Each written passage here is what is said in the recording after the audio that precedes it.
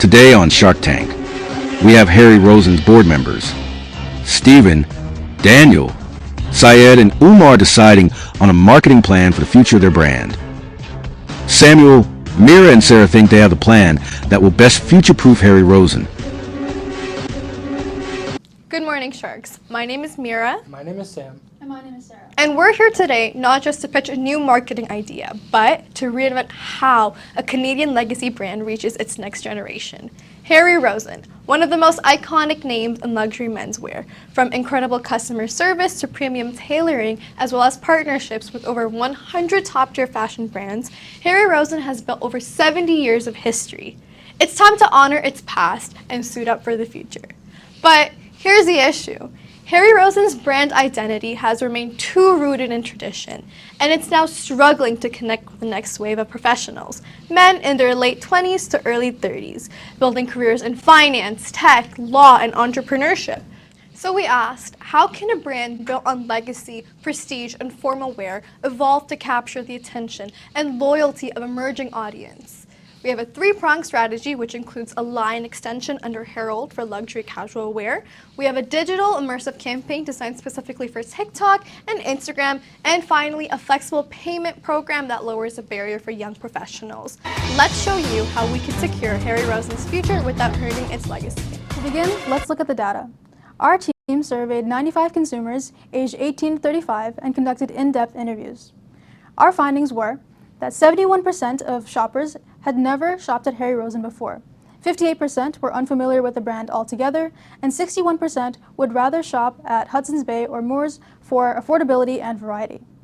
When we asked them why, the top three reasons were: it felt like it was for older people, it was too expensive, and it didn't match their styles. Interestingly, those who shopped at Harry Rosen praised their customer service, quality, and experience. If we want Harry Rosen's relevance to grow, we need to meet consumers where they are, in style, in price, and in platform. These insights are helpful, but rebranding to younger audiences is easier said than done. Why should Harry Rosen gamble its prestige on a group that may not even be loyal? If the next generation is not buying, the prestige won't matter much longer. Now, that's a fair concern, but we're not exactly abandoning older clients, we're extending the customer life cycle. This strategy brings in young professionals who are just beginning their careers and builds brand loyalty earlier. So by the time that they reach their peak earning years, Harry Rosen is their go-to store. It's a long-term play with a long-term return. Let's start with product.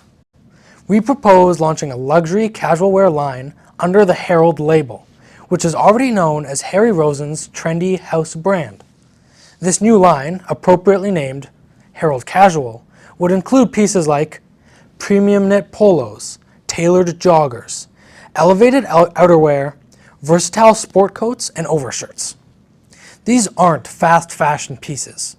They're made with the same quality and attention to detail as Harry Rosen suits, but designed for flexibility, comfort, and modernism. Think of it as dressing well without dressing up. It's perfect for young professionals working hybrid jobs, attending social events, a job interview, or just wanting to elevate their everyday look. Harry Rosen is built on prestige and tradition. How do you introduce casual wear without losing that aspect of the company? That's a great question. That's exactly why we're housing this under the Herald name. It gives us room to experiment with trend-conscious modern fashion without touching the sacredness of the Harry Rosen name.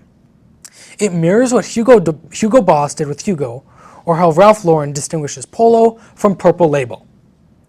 It's brand segmentation, and it works. Now that we've addressed product, let's talk visibility. Harry Rosen's YouTube contents do pretty well. Ask Harry campaign, for example, had 800,000 views on YouTube. But on the other hand, TikTok and Instagram are struggling, with most posts barely reaching 10,000 views. Now in 2024, that's a missed opportunity. So we're going to launch Dressed for What's Next, a campaign that is built for TikTok and Instagram. It'll feature key moments of a young man's life: first job interviews, anniversary dinners, weddings, all with Herald Casual. We'll use celebrity co-collab posts with people like Ryan Gosling, who have strong cross-generational appeal and exude style, confidence, and class. Using TikTok Spark ads, we'll boost high-performing organic videos that'll be on users' For You pages. We'll work with Canadian micro and nano influencers to show how Herald casual should really be styled. I'm still not entirely sold on TikTok. Isn't that just Gen Z doing dances and memes? What if our demographic isn't even there?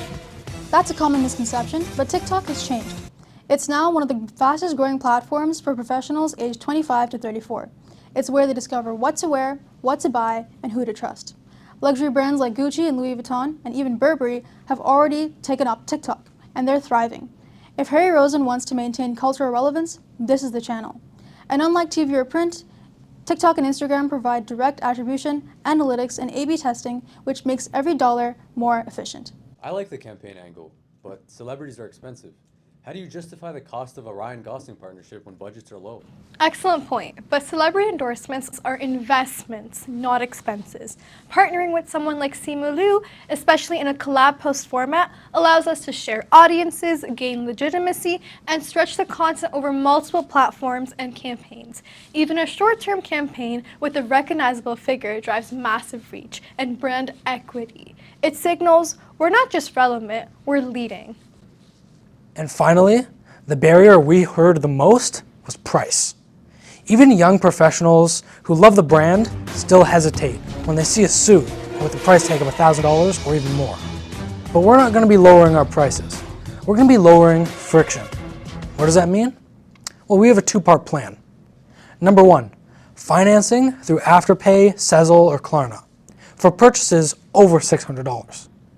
Number two, a free membership program offering student discounts for university and college students, such as 10% off Herald Casual or access to exclusive drops. One interviewee told us, if I could spread out the cost over time, it'd lessen the burden on me. Offering structured, interest-free financing with a clear threshold adds flexibility without compromising our brand image. But doesn't offering financing for clothing feel risky? You're essentially encouraging people to go into debt to look good. Really? It's about responsible access. We're applying this only to higher ticket items, not t-shirts or accessories, and we're partnering with services that already do credit and affordability checks. It's not debt, it's delayed convenience. We're seeing this model succeed across luxury. Even Apple and Peloton offers similar structures. What about the student discount? Won't that cheapen the brand image? Not if it's framed correctly. We're not just giving away suits. We're offering small earned benefits to students who are entering the workforce, who will be our future loyal customers. It's about building loyalty early so that when they graduate, get promoted, get hired, get married, many more things, they'll come back to Harry Rosen. Okay, I'm seeing the logic. It's not just casual wear, it's a gateway drug into the brand. That's smart. Segmenting under Herald protects the core while appealing to new growth markets. Totally. I'm still a little hesitant on TikTok, but the Spark ad strategy and influencer collabs make a lot of sense. If you can even capture 10% of university grads early, you can lock them in for life. Well, I see your logic, but Herald Casual brings in younger buyers. What if it overshadows Harry Rosen? It would be competing with its own brand. Not if Herald becomes a gateway. You hook them up with casual wear, and then when they're ready for that first suit, they're already loyal to Harry Rosen. That's why I think the limited drops and celebrity collabs can help keep that luxury feel. And the student membership, that's a long-term play. If they get a taste of the brand now, they'll remember it when they're earning more later in life. Exactly. If that experience makes them feel like they belong, that loyalty sticks. Yeah, that's where Spark Ads comes in. You're not hoping for a viral video. You're focusing on controlled reach and targeted impact. Makes a lot of sense. Exactly, Sharks. With Herald Casual, we meet customers where they are, in lifestyle. With Dress for What's Next, we meet them where they scroll, on TikTok and Instagram. And with flexible payment, we make premium fashion a smart investment, not a sacrifice. Harry Rosen already dresses the titans of today. It's time to dress the next generation of leaders tomorrow. Are you ready to dress for what's next?